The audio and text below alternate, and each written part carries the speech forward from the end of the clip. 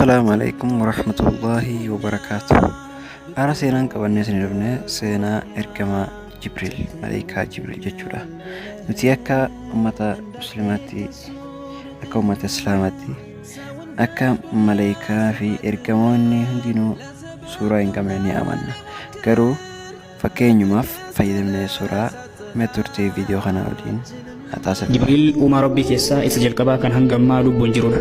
Osoo haadhaa fi abbaa hin qabaatin yeroo jalqabaatiif nafseen kan kennamteef Jibriilidha. Jibriil akkamitti gara aalama addunyaa kanaa dhufe laata?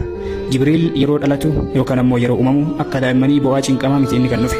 Sayyid ibn al-Musayyib akka dubbatanitti malaayikaan yeroo jalqabaatiif gara aalama addunyaa kanaa yoo dhufan laa hawla walaa quwwata illaa billah, jabeenyaa fi dandeettii tokkollee hin qabnu rabbii malee jedhaati kan dhufan. Jibriilis jecha kabajamtuu tana jedhaa kan dhufedha. Malaayikaan tokko guddinaa fi jabeenya isaa kan ittiin lakkaa'amu itti gaafatamummaa isatti kennameenidha. Nabi Muhammad alayhi salatu wassalam waa'ee malaayikaa arshii rabbii badhatu yommuu dubbatan gidduun gurraa fi gurmuu isaa qofti deemsa waggaa 700 fudhataa jiran. Jibriil alayhi salaam immoo itti gaafatamummaa isatti kenname malaayikaa hunda ol. Akkasumas guddinni isaa ammoo malaayikaa arshii rabbii badhatus oli. Uummattoota Banii Luuxii dachii oli fuudhee gadiisan gargalchuudhaaf jecha Jibriil koola isaa 600 keessaa qaccee koola tokko of fayyadamee jechuudha. Kanaafuu guddinni isaa daangaa kan hin qabne Jibriil alayhi salaam itti gaafatamummaan isatti kenname hoo maalidha laata? Nabiyyoota rabbii hunda caalatti walitti dhufeenyii fi hariiroon inni nabiyyallaa Muhammad wajjin qabu maal fakkaata ture? Akkuma uummattoota biroo Jibriilis ni du'aa laata? Seenaa gabaabaa kana hanga xumuraatti obsaan dhaggeeffannu tola rabbiitiin hedduu irraa fayyadamtan waan ta'eef.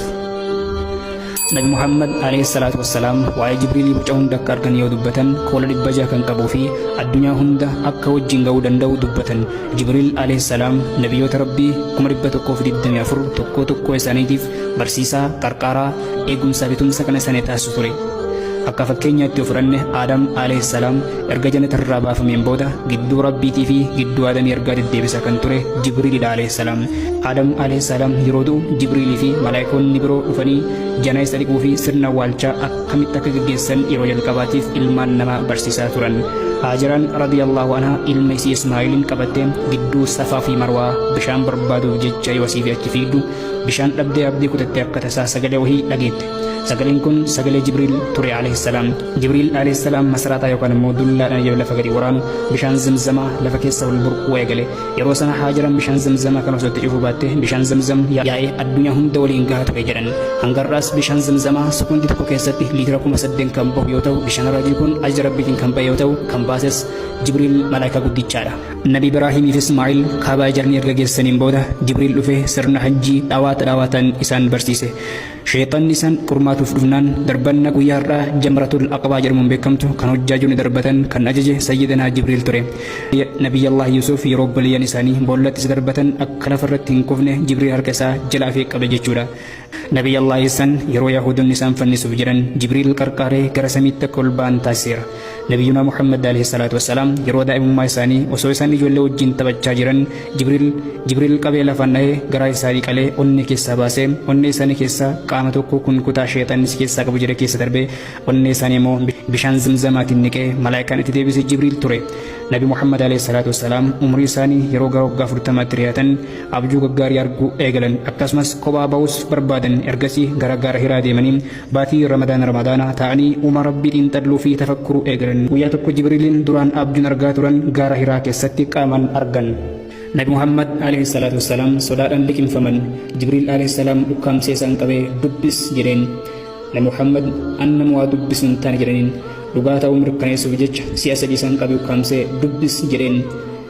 Nabi Muhammadis annam waa dubbisu hin taane jedhaniin. اقرأ باسم ربك الذي خلق الإنسان من علق اقرأ وربك الأكرم الذي علم بالقلم علم الإنسان ما لم يعلم. آية القرآن كشنيت إسان دبسيسين بركان مدوحي كان وقاري دمي سبيف وسودان جاتين بواتره كاوم سيسا غار هيرا كيستره. أبو جهل قويا تقرأته محمد يو إني كعبة درتي كان صلاته أركوتاته مرمسا رجل يريد رادته ويقالي. Nabi Muhammad alayhi salaam kaaba fuulduratti salaataa jiran argee aariidhaan gara isaaniitti qajeele. Garuu fuula isaa qabatee iyyaa gara duubaatti deebi'e. Maal taate maaltu si mudate jedhanii yommuu gaafatan wallaahi rabbitti kakadhe gidduu kiyyaa fi gidduu Muhammaditti boolla ibiddaa wayiitu jira jedhee dubbate. Nabi Muhammad alayhi salaam erga salaata xumuraniin booda osoo gara kiyya waan dhiyaatu ta'e Jibriil silaa qaama isaa akka shunkurtiitti isa kukkuta jedhan.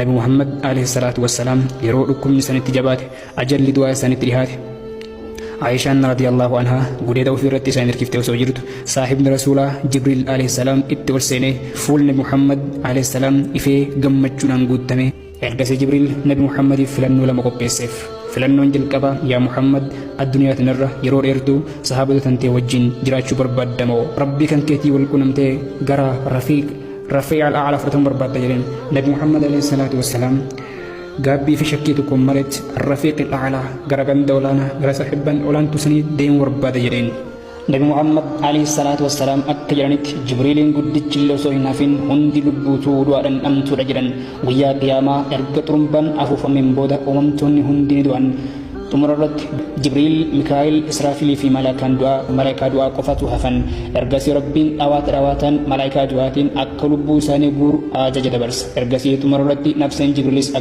أكفورمت ربين مرتي دبرس جبريلس يرو ملائكة دعاء لبو ساباسو تروفو ربي إسا فارسا فندر ملائكة دعاء تكفا تمررت ملائكة دعاء أكدو ربين مرتي دبرس إنس ندوا kan hin duune kan hin shaaramne zalaalam jiraatan Allahi tokkochatu adda isaa hafa jannata keessatti wallahi jibriil ta'uu ni danda'ama nabi Muhammad alayhi salaatu wassalaam Jaafariin jannata keessa jibriilni wajjin kan bararuu arge jiran